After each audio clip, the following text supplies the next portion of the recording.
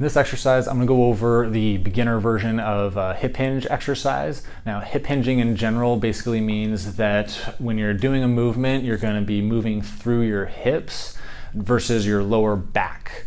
Now, when you move through your hips, you're going to be engaging your big glute muscles and hip musculature, as well as the big muscles of your thigh and the back of your leg.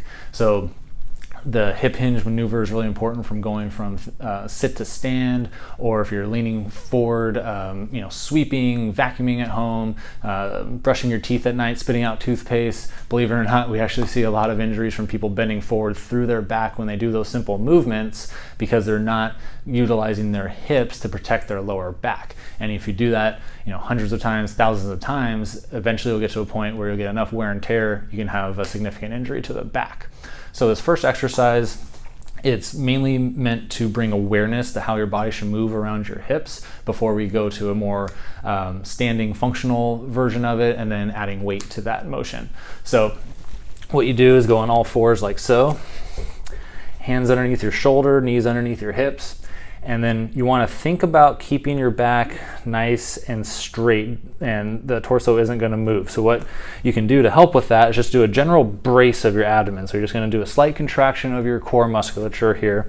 So you're going to do a slight brace, hold that, and then just think about pushing your hips and your butt towards your heels and then bring it back up. So notice how all the motion is coming from my hip joints, nice, slow, controlled, and my lower back and the rest of my spine is unaffected. That is just being stabilized by the core, all the motions coming from the hips.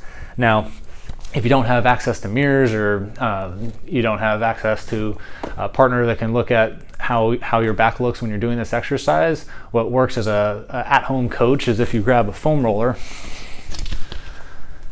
The hardest part of the exercise is getting the foam roller to stay, but you put it to where it's on your back to touching your tailbone, mid-back, and your head here, and then try to keep those 3 points of contact as you sit back down towards your heels. So you want your head, mid-back, tailbone touching as you move in and out of this hip hinge.